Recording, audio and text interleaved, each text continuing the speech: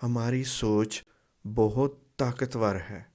جب ہم سوچ رہے ہوتے ہیں تو وہ ایسے ہی ہے جیسے ہم اپنے آنے والے وقت کی پلاننگ کر رہے ہیں۔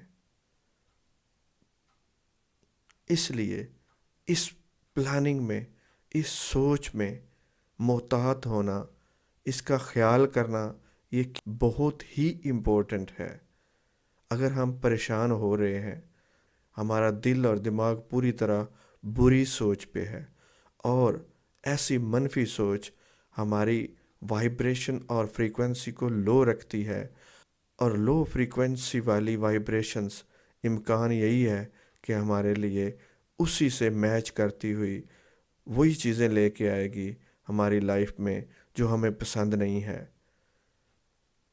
لیکن اگر آپ اپریشیٹ کر رہے ہیں، قدر کر رہے ہیں اپنی لائف میں موجود چیزوں کی، اگر آپ کی توجہ ان پہ ہے، ان کو اپریشیٹ کر رہے ہیں، گریٹیٹیوڈ کو یوز کر رہے ہیں، شکر گزاری کر رہے ہیں، دل اور دماغ کے ساتھ ان کو خوش ہو کے محسوس کر رہے ہیں کہ وہ آپ کے لیے نعمت ہے، تو اس کا مطلب ہے آپ اپنے لیے اچھی پلاننگ کر رہے ہیں۔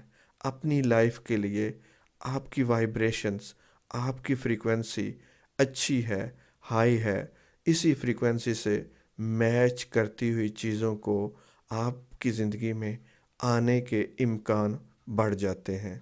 تو آپ پہ ہے کہ آپ اپریشیشن کو چوز کرتے ہیں یا آپ پریشانی کو چوز کرتے ہیں۔